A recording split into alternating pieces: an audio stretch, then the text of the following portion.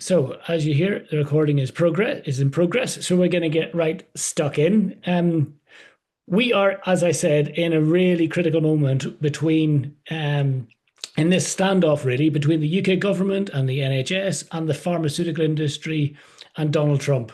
We're going to hear tonight in a much more detail about Donald Trump's plan to deal with the chronic crisis that is the American healthcare system and the price of medicines in the US.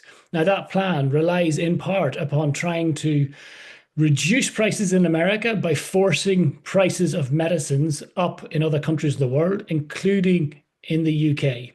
Now, the pressure from the White House on this is huge. Donald Trump raised it when he met with Keir Starmer at the recent state visit.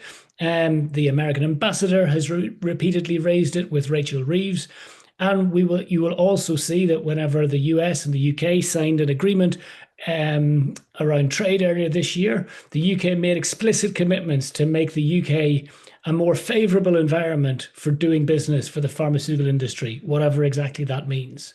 So that's huge pressure coming from the US, but we're also seeing it come from the pharmaceutical industry. AstraZeneca paused £200 million expansion of its Cambridge research site and threatened to move its headquarters to the US. Merck MSD scrapped a £1 billion expansion and is closing some of its research facilities here in the UK. And Eli Lilly is pausing the creation of a London research centre. Whilst they're doing this coordinated effort, which has been pushed by multiple multinational pharmaceutical companies, is really designed to go in tandem with Donald Trump, to put a pincer movement on the UK government to try and force its hand so that the NHS spends more money on medicines than it currently does.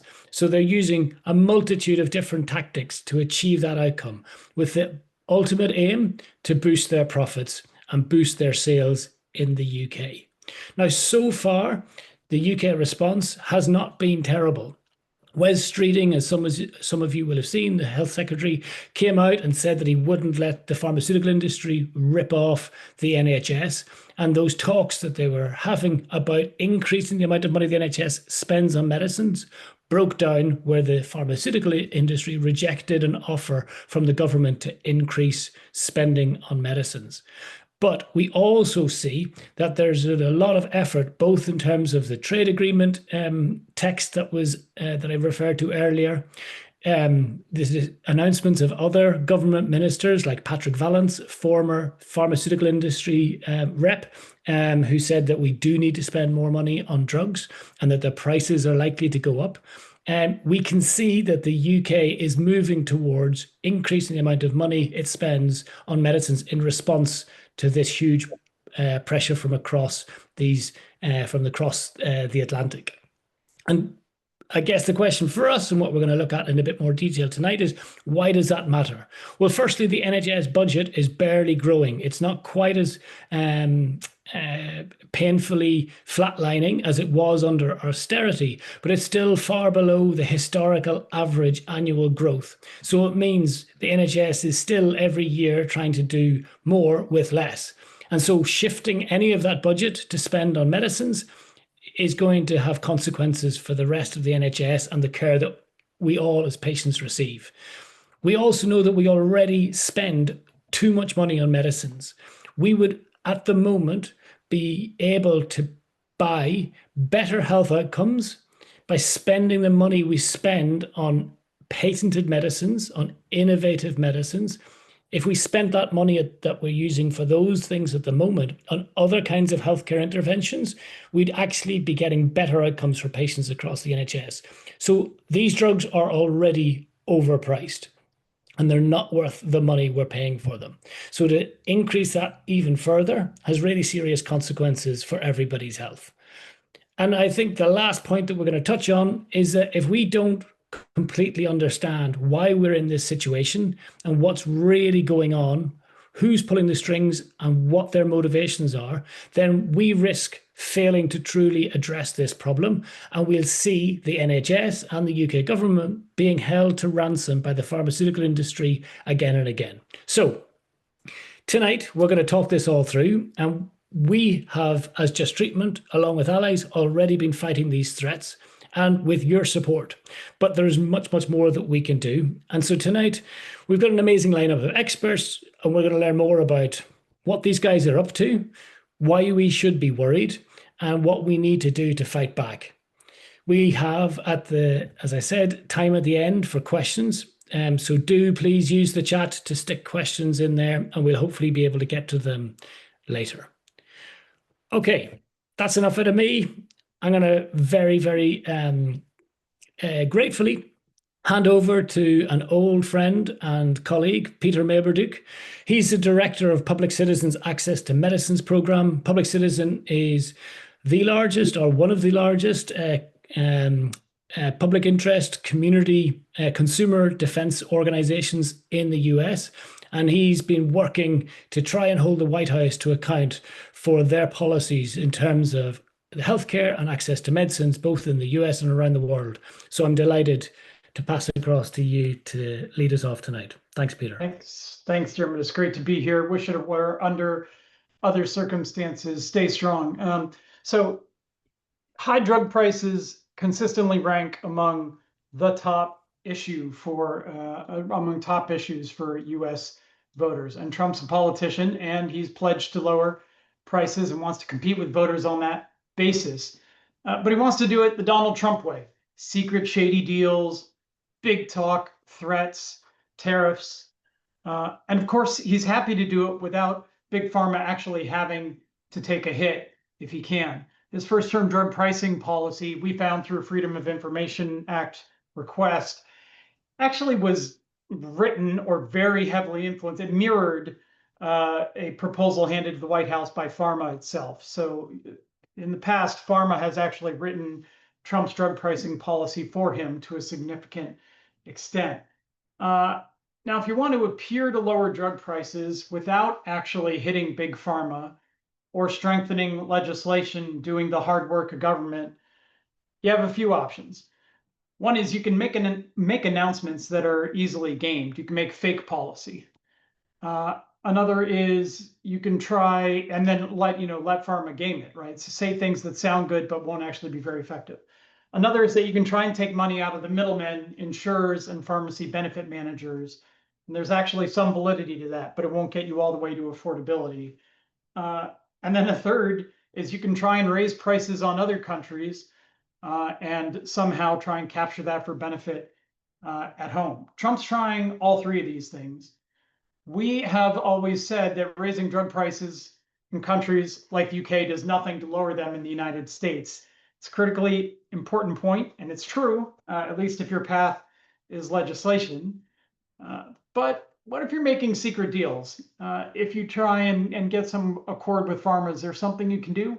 Maybe. That's like part of what we're all trying to assess right now. In the White House, Trump embraced Pfizer, the world's biggest drug company, sort of said, hey, you hand us a win and we'll back you up out there. You give me something I can announce to the American people about lowering prices or costs, and we will go after other countries and help you raise prices with the power of the U.S. Trade Representative, the U.S. government behind you.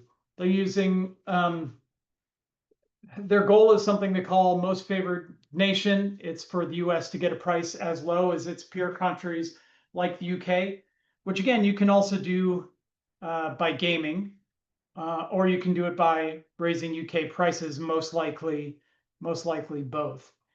There's a long history of trade bullying to try and get this sort of thing done. Having the US Embassy and its diplomatic architecture lean on people. We have a watch list, something called the Special 301 watch list, that the US government actually puts countries on and drags their representatives in to testify before a panel of bureaucrats about why your drug prices are what they are and why they aren't as high as we want them to be. You can, of course, use tariffs to scare folks. Oh, and the watch list comes with a sort of a threat of sanctions, potentially. And now they're talking about adding a dedicated US government, high-level US government representative whose sole job would be to beat up on other countries about drug prices.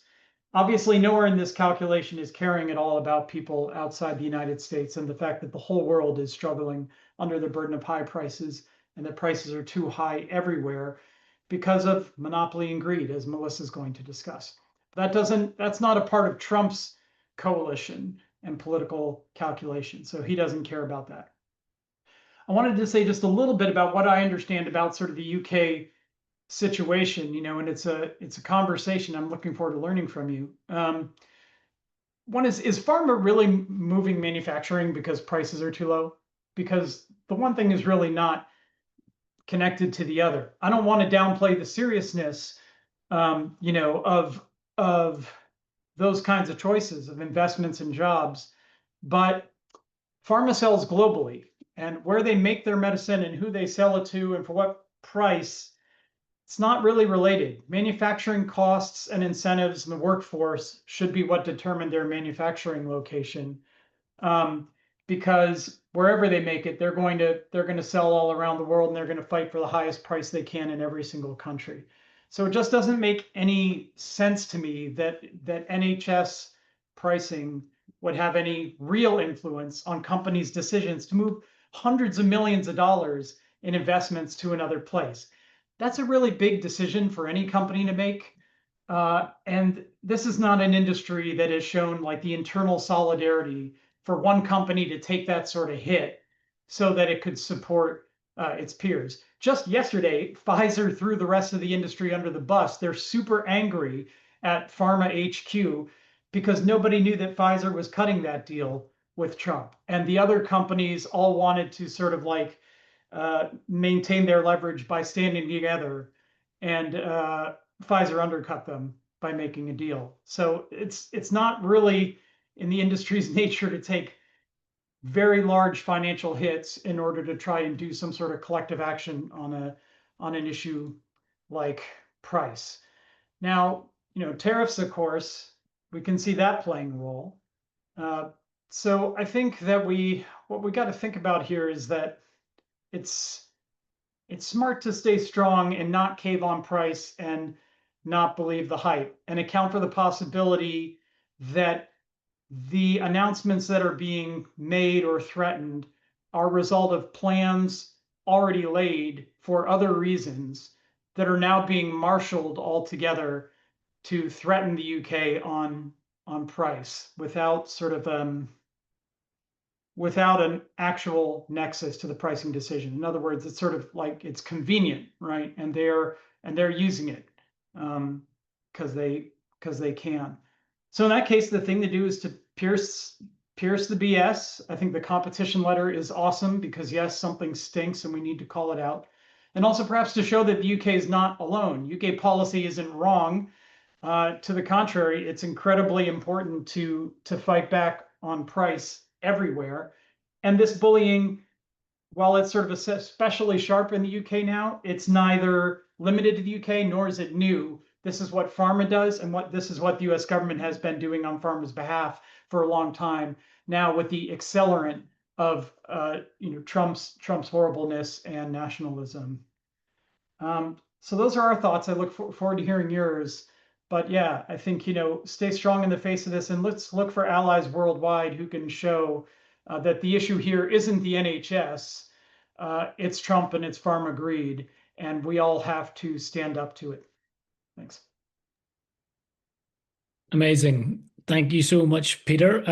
Yeah, and I think, yeah, our colleagues in the US have been fighting for fair access to medicines and fair medicine prices for many years. And I think looking at what Donald Trump is doing right now, I think if he truly wanted to solve the crisis in the US around completely unaffordable medicines, he would not be doing what he's doing. There are much better ways of controlling drug prices than the tactics Donald Trump is implementing. And in fact, those mechanisms for controlling drug prices are actually some of the things we have in place right now for the NHS that protects our health and protects our health service.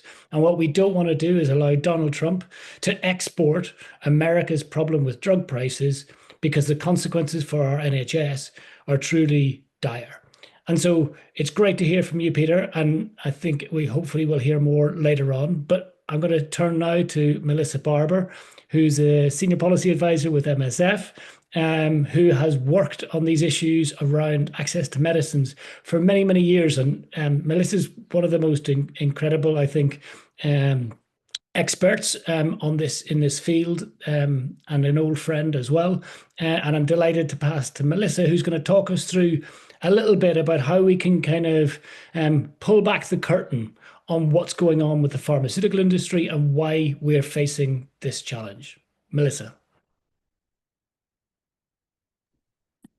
Hi, everyone. Thanks so much, Dermot, for the introduction. I'm Melissa Barber. I'm a health economist. I work for Médecins Sans Frontières, which is an independent medical humanitarian organization working to provide medical assistance to people affected by conflict, epidemics, disasters, or exclusions from healthcare. To be clear, I don't speak as MSF. I speak as my former job in some ways of being a nerd on drug markets. I've been given the unenviable task by Dermot of like, hey, can you just talk about the economics of drug markets in 10 minutes? So my goal is to go both over and under your heads, if that makes sense. I want a full spectrum of some sprinkles to get some people excited. So I'm happy to answer questions later, but also, getting down some of the basics. Hope, do you mind sharing the slides? Great. Do you mind slide? Thank you. So just some kind of core facts. Drug prices are increasing quite substantially. I know we say oh, it feels like the drug prices are increasing year on year, but when you kind of plot out the prices over time, it's really, really substantial, even in the last 5 to 10 years. Slide. So it's not just drugs that are newly on the market, like the list price. I feel like it's an evergreen headline, most expensive drug ever launched. So when HIV antiretrovirals came out, they were the most expensive drugs ever launched. They were about $10,000 a year. And then, we fast forward to maybe 2014 or so, we get Hep C drugs. Those are $84,000 a year. I don't know what the current number is, but it's, I think, a bit over 2 million. It's a pretty exponential increase in terms of the increases in list prices. But that's not just new drugs. Drugs that are already on the market are increasing. So this figure shows the increases, the range and the average of list price increases in just the last 6 years. Next slide, please. So just to kind of deal with the main elephant counter argument in the room, well, prices are increasing so much, it must be because pharma is increasing the R&D a lot, right? We're going to get a bunch of really new, amazing drugs in a few years. If only that were so. The prices are increased, but every study that has looked into kind of R&D expenditures has shown that R&D expenditures are pretty constant. So prices are increasing, profits are increasing, but it's not being put back into R&D. Next slide, please. So why are drug prices rising? This could be the subject of many books, but I'll attempt to keep it down to the next 8 minutes or so. I'm kind of putting into 3 different themes. So monopoly power, consolidation, market power, and financialization. Again, these things are overlapping. And then building on what Peter was talking about earlier, companies mobilize political pressure to prevent the use of any policy tools that might bring prices down. Next slide, please. So the single biggest reason that we have a monopoly system is it's built into our global trade rules. So through patents and through other intellectual property protections, pharma companies are granted exclusive rights to manufacture and sell a drug for 20 years or more. So this allows them to charge whatever the market or desperate patients will pay. Even when patents or challenges are invalidated, companies can use evergreening tactics. So that's filing for new patents or minor modifications to extend their monopoly and delay competition. So sometimes these patents can be quite stupid. That's the technical term for it. So for example, asthma inhalers in the United States, competition was delayed because of the little string that held the cap on the inhaler. That was something that they had succeeded in getting a patent for. So it's not just patents on kind of, wow, you have a new technology, but it's this kind of strategy of creating a thicket of patents. So it's really hard for competitors to enter. Next slide, please. So the most important predictor of the price of a drug is whether or not there's competition, right? So patents are important and other IP is important because it blocks competition from entering. This is kind of a classic figure showing the decreases in prices of HIV drugs when competition was introduced. And so as you can see, it's substantial. Next slide, please. So we talk a lot about patents, but I kind of also want to emphasize that pharma will work with whatever they have. So here we have, oh, wow. I made these slides right before I came, and the picture does not match with the slide. I'm sorry, guys. It's been a day. But I can still tell you about what the case was. So basically, you've got like your package insert on your drug. Basically, pharma used copyright. This is a real case in South Africa where they said, hey, this is like a literary work. This is a work of art. We must protect it with copyright. And they fought a company trying to make affordable antibiotics, essentially, by saying, like, no, let's use these kind of literary protections. Next slide. Okay, this is the right picture, guys. So the point of this picture was to show you another case that they brought. So this is a trademark case.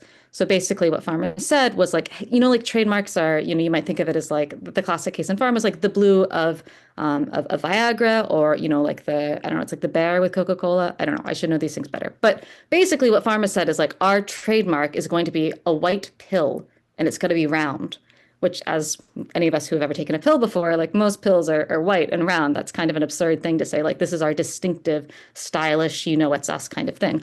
But still, they were able to bring a case and, delay the entry of an antibiotic into South Africa a number of years ago. Next slide, please. So, I'm sure many folks remember Martin Shkreli, the kind of pharma bro who, exploited the monopoly on, I think, pyrimethamine to increase the prices. But it's important to note that he's not the exception, right? So there's a 2016 report by the U.S. Government Accountability Office that found that more than 300 of the over 1,000 established generic drugs that they looked at had least one extraordinary price increase of 100% or more. So that's 300 out of 1,400. That's a substantial percentage of drugs are kind of having this Shkreli-like behavior. Next slide. Okay, this one is a bit messier, but the idea is kind of talking about how consolidation works. So there's been a wave of mergers and acquisitions, and that leaves fewer companies in control of more medicines. So the kind of picture that I have on this shows you the prices of two different insulin companies. So 3 insulin companies control 90% of the market.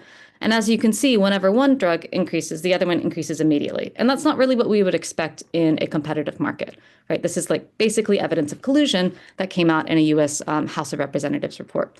But collusion is really, really hard to prosecute, right? Because unless you kind of have, in the UK, the jurisprudence is a bit different, but in the US, unless you kind of have transcripts saying like, we intended to collude, just this kind of proof of, well, what is the probability of this can be really, really hard to enforce.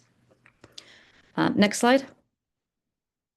So, I mean, the consequences are dire, right? So I think that this slide comes from a survey done by Team International, which is a really fantastic group of people with type 1 advocating for insulin access. And I think that the real takeaway from me on this is that the price of insulin is not at all really correlated with how rich the country is, right? Guatemala is paying so much more than the US, right? It's pretty incredible. Good job, UK. You guys get good prices. Let's hope that we can keep that together. And thanks to advocates like you, hopefully we will. Next slide, please. So financialization is also kind of an increasing trend. So what financialization means is basically pharmaceutical companies increasingly operate with considering drugs not as drugs or medicines, but as financial assets. So shareholder and hedge fund pressure pushes firms to prioritize stock buybacks, dividends, and short-term financial gains over reinvestment in research or fair pricing. So this financialized model treats medicines as speculative commodities designed to maximize investor returns rather than max consolidation and financialization amplify that kind of market power. They drive up the cost and they weaken incentives to develop treatments that are less profitable but might be urgently needed. This case is sofosbuvir. It was developed for maybe just $60 million, but because it was kind of speculated on the stock market, it then was acquired for $11 billion. And that was part of the reason why the cost was so high. It was then charged $84,000 per course.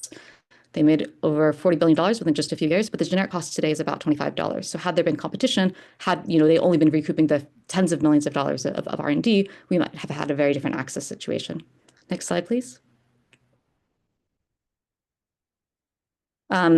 Peter actually has done a fabulous job describing trade pressure, so I won't go into that. But this is a political cartoon I think about a lot back from when pharmaceutical companies sued South Africa because South Africa was trying to allow HIV drugs to be made available affordably in the country.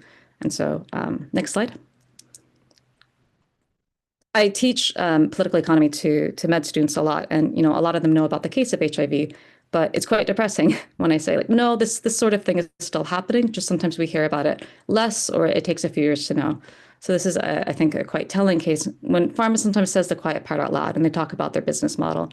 So this was a Bayer CEO who, in response to efforts to reduce the price of sorafenib, kind of, I wouldn't say it was like a hot mic, but I don't think he knew that he was going to have this whole thing kind of recorded. He said, is this going to have a big effect on our business model? No, because we didn't develop this drug for India. And I think that's really telling when you think about where pharmaceutical companies are understanding their profits to come from. They're interested mostly in originator drugs in US markets first, then European markets, and the rest of the world is a rounding error. And they're not particularly interested if they get access. Next slide, please.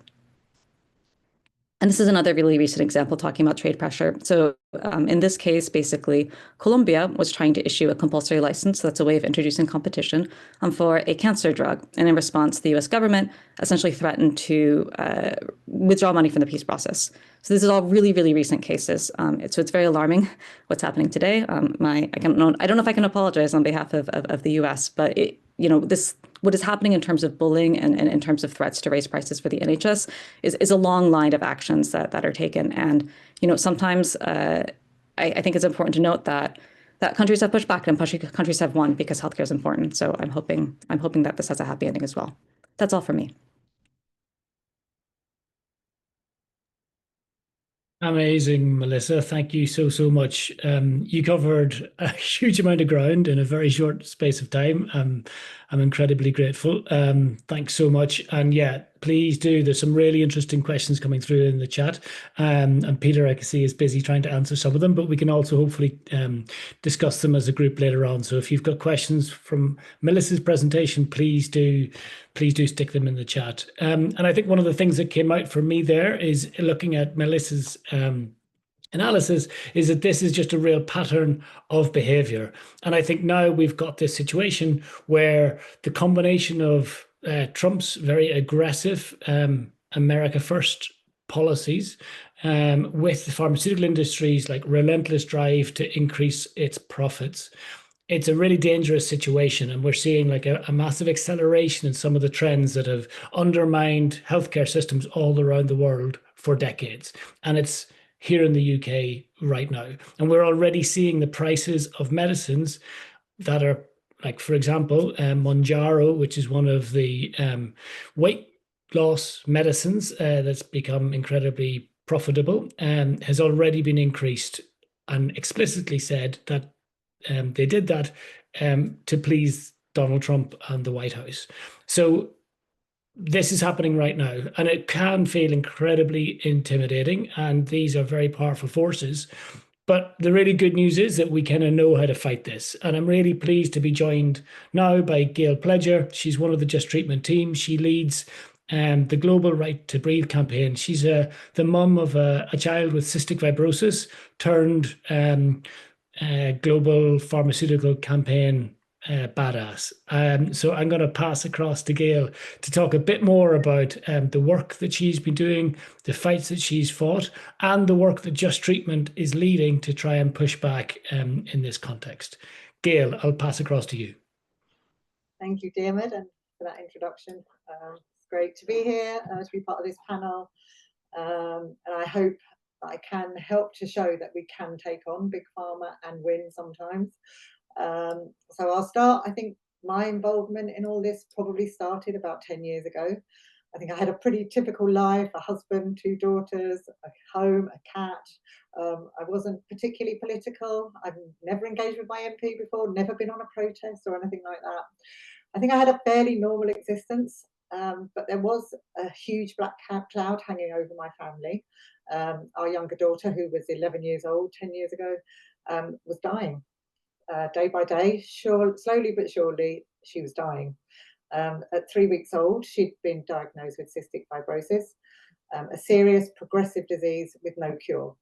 CF patients look normal to the outside world, but the condition affects multiple organs in the body and causes the most damage in the lungs, where repeated chest infections lead to permanent lung damage and scarring, breathing difficulties and severe weight loss. Patients eventually need a lung transplant, and even with that, life expectancy was severely limited. So it was a pretty grim picture. Despite our daily efforts, physiotherapy, nebulizers, medication, and regular hospital admissions, CF was winning, as it always did back then. But there was a glimmer of hope. A new drug was approved for use in America, produced by US company Vertex Pharmaceuticals, a drug that could correct the underlying cause of CF rather than just treating the symptoms as other drugs have done. And watching my daughter suffering day after day, I was determined to get that drug for her. Despite not being approved here, I pushed her CF team relentlessly. Because she was so ill, I managed to secure early access to this medicine for her. This was before the commercial negotiations between the NHS and Vertex had really begun. But I believe that would happen soon for everyone, and all CF patients in the UK would be able to benefit. After all, we are one of the richest countries in the world, and pharmaceutical companies want patients to have access. They care about patients, do they? Or so I thought back then. My daughter started taking Orkambi in 2016. Although it wasn't a miracle drug, it stabilised her health and gave us some peace of mind. And we knew that Vertex had an even more promising drug, Kaftrio, in the pipeline.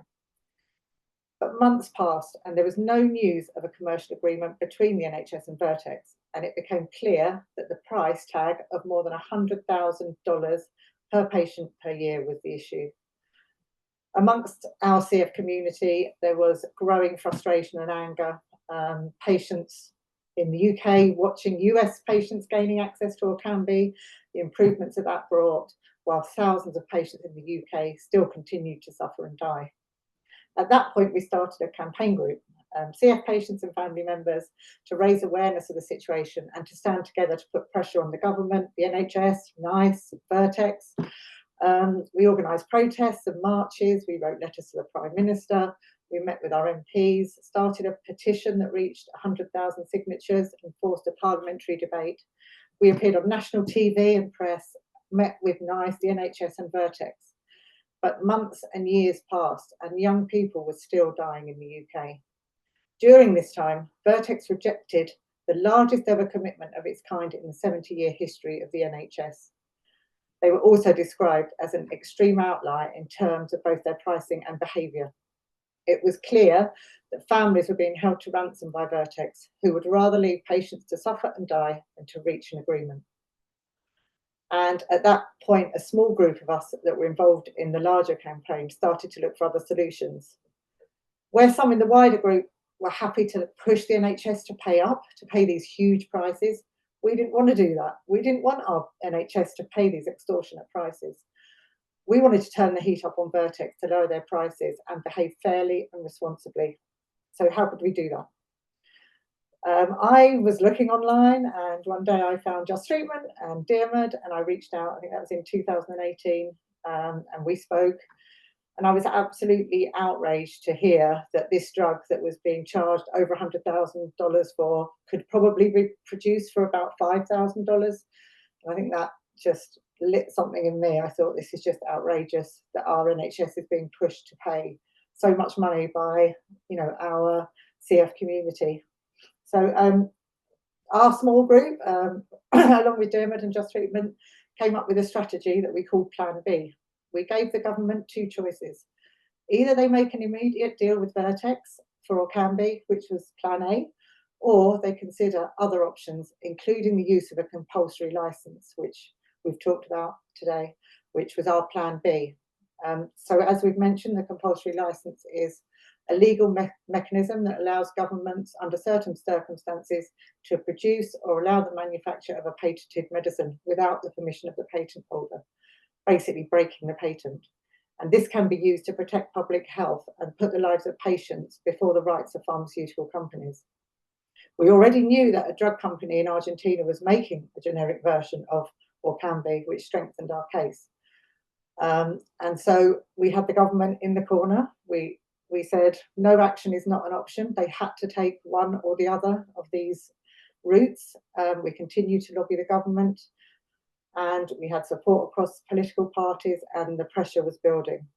In June 2019, the Health Secretary at the time publicly told Parliament that the government had a moral obligation to look at all the options, including compulsory licenses. This put Vertex under huge pressure. The government was talking about breaking their patents publicly, which would set a precedent to other countries in the world that were also struggling to access this drug. And in October 2019, just 4 months after this statement was made in Parliament, a deal for Orkambi was announced. Those close to the negotiations that we knew said that this move had given the NHS some valuable negotiating power in the negotiations, which they hadn't had before. And we got access, the whole of the UK got access to Orkambi at that time. As I said, we knew a better drug was coming the following year at 3 times the price of Orkambi, $300,000 per patient per year. And we thought we might have another battle, but I think the groundwork had been set, and we got access to Kaftrio in June 2020, as with everybody in the UK. My daughter started Kaftrio in that year, in 2020. It completely transformed her life. She went from, constant hospital admissions, coughing. She couldn't even laugh without coughing.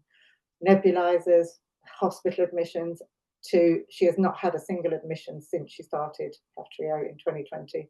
She's now at university, just living the dream, basically. But that wasn't the story. Since then, we've taken this campaign, this strategy, to a global level. In October of that year, I co-founded like a grassroots campaign group called Vertex Save Us. We launched that on Facebook. Within a few months, we had 3,000 supporters from more than 60 countries around the world who were battling to get access to these drugs for their children. Following that, we joined forces again with Just Treatment, where I'm now very proud to be working. And we launched the Right to Breathe campaign in February 2023. And that involved a coordinated action where CF families in 4 countries pressed their governments to issue compulsory licenses and break Vertex's patents. That was in South Africa, Brazil, India, and Ukraine. I think it was completely unprecedented, and we managed to get a whole page in the New York Times that spoke about that action.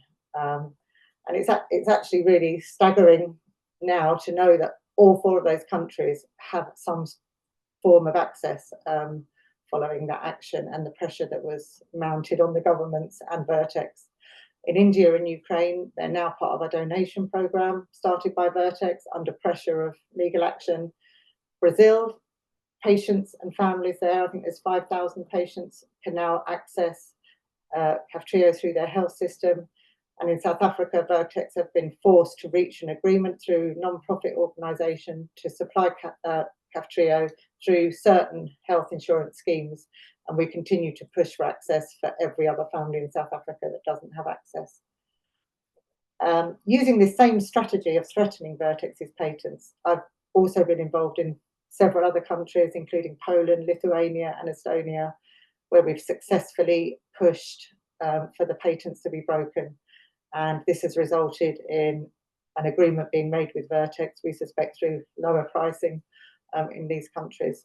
So, I mean, it's an amazing story. We've seen so much success through this strategy that we're using. But I think overall, what it's proven to me is that Big Pharma are ruthless. They don't really care about patients. They will go to any lengths to protect their monopolies and profits, and they will leave patients to die in poorer countries rather than drop their prices.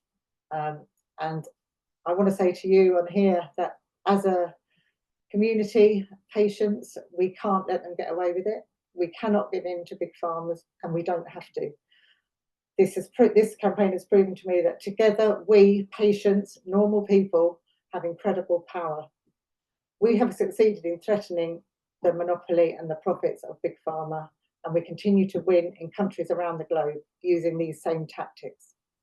So for that reason, we need your help now to push back on Trump and Big Pharma to protect our NHS and health.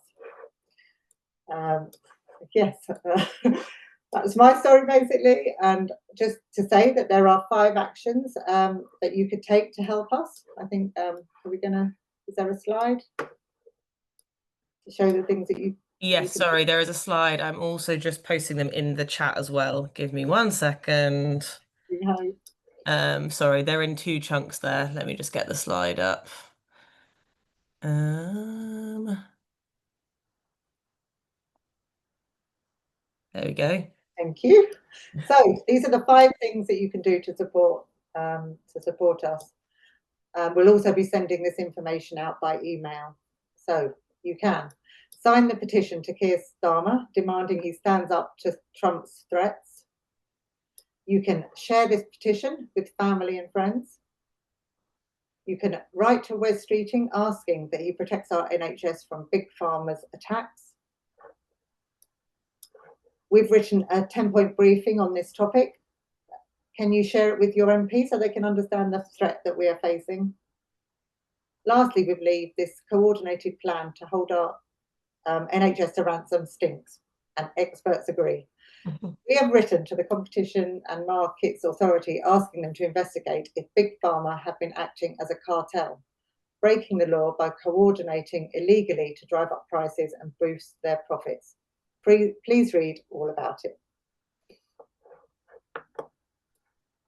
Amazing. Thanks so much, Gail. I've heard your story so many times and it still gives me shivers. Amazing work, and so brilliant to have you speak about how actually this is not an impossible fight. We can definitely win this. You know, it's really clear that we can win this by tackling the core problem, which is the outsized power that these monopolies give to the pharmaceutical industry. And we need to think about how we can break that and shift away from that monopoly-driven system to give an outcome and a system for developing medicines that doesn't allow patients' lives to be held to ransom and properly serves the public health and our NHS. So please do take these actions. And we'll speak a little bit more about some of this work later on. But right now, I'm going to quickly pass to our final speaker, Jake from Stop Trump Coalition. Jake's been like a long-term ally in the fight for access to medicines and is now working to push back against the really harmful effect Donald Trump is seeking to have on the UK and all around the world. So, Jake, maybe you could speak a little bit to put some of this fight with around drug prices in a wider context. Thank you, Dermot. And just to echo just the work of Just Treatment and Gail's amazing story there proves that activism and advocacy and campaigning works. So please do take those actions. I'm just putting a link to Stop Trump in there for a bit of context. It's great to be here and with so many amazing colleagues. I come from the Access to Medicines movement. I also now work on wealth inequality with Tax Justice UK, but here in my capacity with the Stop Trump Coalition that campaigns not just against Trump, but against Trumpism, you know, his politics of greed, of division and hatred. And we've organized 3 national demonstrations against Trump in the UK in 2018 and 19 in his first term. And also just a few weeks ago, we mobilized tens of thousands when he came for his second state visit. And broadly, we work to elevate campaigns and priorities of groups facing the sharp end of Trumpist policies that are being increasingly adopted here in the UK and being adopted around the world. So the coalition brings together organizations and campaigners across a range of issues from Palestine and Ukrainian solidarity to migrants' rights, to democracy and workers' rights, anti-racism, LGBTQ+ liberation, disability rights, and all kinds of other groups. And we work to draw the dots between these issues to better act in solidarity, to enable people to better act in solidarity and build power to resist these kind of politics. And this is because the threat that Trump poses to the UK does go beyond spiraling drug prices and the privatization of our NHS. To kind of zoom out a bit, Donald Trump was elected in part thanks to $270 million spent on his campaign, on other Republican campaigns by Elon Musk. And at Trump's inauguration, billionaire tech CEOs lined up to see him sworn in. And in fact, many joined Trump at the state banquet held just a fortnight ago. So what we are seeing in the US is clearly an oligarchy, where essentially a small handful of ultra-rich individuals wield vast political power to further enrich themselves. And they do this by pressuring politicians simply to serve their own interests. One example here is like our big tech tax, as the digital services tax, that is reportedly going to be axed at the upcoming budget under pressure from Trump, because the same oligarchs that fund his campaign just don't like it. This is a tiny 2% tax on the revenues of only the very, very small minority of super rich tech companies. So we're talking about Amazon, we're talking about Meta, we're talking about Google. And it actually brings in only a small amount, but it's a really needed amount. It'll be 5 billion over the next few years, which is the equivalent to training 128,000 nurses for our NHS. So I'm also just going to share from Tax Justice UK and e-action there if you want to write to your MP. But there are many other examples, right? And this is a crisis of inequality and power. We need to be taking back wealth from billionaires, which they use to corrupt our democracy and erode our rights and environment, in order to take away their power. So we can do this by winning things like a wealth tax, other taxes on wealth, so that wealth is taxed the same as work. And we can also get the government to support the UN Tax Convention to help make global tax rules more fair. And that's currently being negotiated at the UN, spearheaded by the Africa Group of Nations. So you see more and more the playbook in the US of US billionaires using their wealth to fund lobbying and to fund pharma groups in the US to advance their extreme agenda here. I've actually just been at the Labour Party conference in Liverpool, and driving around outside was an ad van decrying a woman's right to abortion as genocide. It's a disgusting attack on women's rights, and that is being funded both here and around the world by extremist evangelicals in the US who back Trump. So we're seeing this on, our right to health, on women's rights, on our tax sovereignty, and on our democracy. And actually, I have to say, I have the program here, and if you comb through hundreds and hundreds of events, and you can actually see big pharma companies paying thousands and thousands to wine and dine MPs and ministers, GSK, Moderna, Roche, AstraZeneca, just some of the companies that were at this conference, along with the ABPI, the kind of industry lobby group. So groups like, when we're kind of thinking, what can we do? Groups like Just Treatment and campaigners like you on this call are so vital in countering their influence, because we can hold our MPs and our ministers accountable at the local level, because not all of us have thousands and thousands to spend to wine and dine these people, but we do have the numbers, we have the people. So it goes even further, right? So similarly, it was recently revealed that Trump and Starmer discussed Palestine Action's vandalism and targeting of Trump's golf course in Aberdeen before Palestine Action was later prescribed by the government. So you're seeing a crackdown on freedom of speech, greatly influenced by the US kind of agenda. And around the same time as Donald Trump's state visit, you had Elon Musk address via video link a far-right rally led by Tommy Robinson in the UK, also attended by Steve Bannon, a former Trump strategist. So these ultra-rich individuals know that only by dividing people up, by scapegoating migrants and fueling racism through their social media algorithms and other things, can they maintain their power. But I remain hopeful. At the conference, we hosted an event on how to challenge authoritarianism and fascism.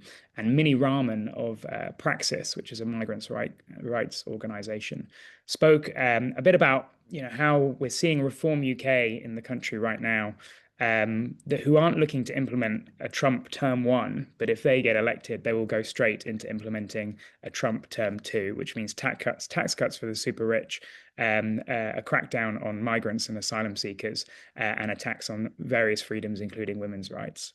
But the agreement in the room was that progressives can and must come together, put aside minor disagreements, and organize locally to fend off this threat. So I know it's a bit of a zoom out, But very quickly, just to say in simple terms, to defend our NHS, we all need to stand up and fight for people we don't know, for migrants, for Palestine, for climate justice, and so on, and reject this Trumpism that is coming to our UK, and to say to our government that appeasing Donald Trump only drags us further and further towards Trump's puppet or doppelganger of Nigel Farage. So we are having these conversations around the country. We do want you to be a part of them. So please do get involved. I put the link to the Stop Trump website there. And we'll continue working with the likes of Just Treatment to defend our NHS and keep Trump's hands off it. The last thing I'd say is we also have an elections bill, which we need to ensure has strong measures in stopping getting big money into our politics. So that will be coming up in November, and we'll also be organising around that. So yeah, thank you all for being here, and happy to take any questions. Dermot. Amazing. Thank you so much, Jake. Like a really brilliant summary of the kind of the wider fights that we're facing. And I think it's so important that we talk about solidarity and why we need to stand shoulder to shoulder in order to fight back and win on this. And maybe that takes us neatly into one of the first questions. We've only got a few minutes left, and we'll try to end as close as we can to 9 o'clock. But the first question that I flag actually is kind of linked to that topic of solidarity, which is like, why will the UK work with other European countries to try and fight this? And I'll maybe answer this one myself, just in the interest of time, is to say that like the pharmaceutical industry consistently try to divide and conquer.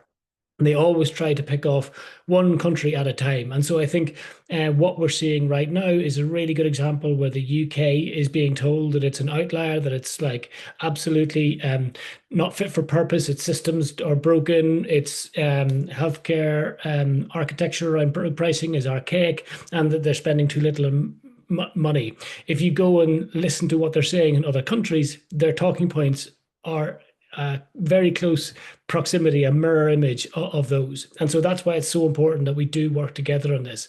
I think what we really are wondering is like, can we identify countries in the world who do things completely differently around the structure of the pharmaceutical industry, and say, actually, we do not need to rely on this very monopoly-centered corporate profit-driven approach. And there are other ways of doing it. And I think, yes, solidarity across European countries is important, but too many of them are widened to the pharmaceutical business model. And we need to look for allies in other parts of the world that understand there's different ways of doing this. I'll move then as well to the next question really quickly, because there's some that others on the panel might be able to speak to well. So is there a problem with patent offices, i.e. allowing patents and trademarks which in the past would not have been allowed? Have they been captured? And I'd say, yes, that's definitely a threat. That's definitely a challenge. I think one of the things that's interesting is that the American patent system frequently grants patents that would not be granted in the UK or in Europe. And so quite often the monopolies on medicines last much longer in the US than they do in the UK or Europe. And I think that's one of the things we've got to be really conscious of.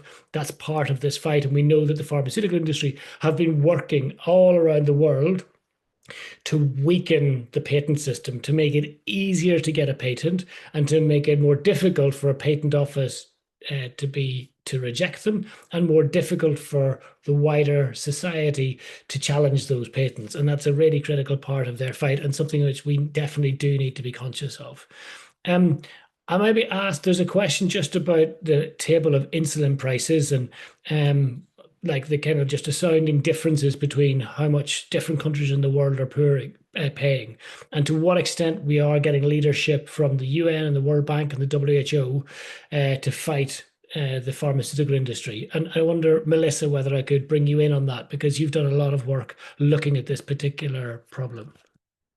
Sure. I can't speak to the World Bank. To my knowledge, they don't have any dedicated work on diabetes. They do work on kind of health systems and NCDs generally, but not really product specific.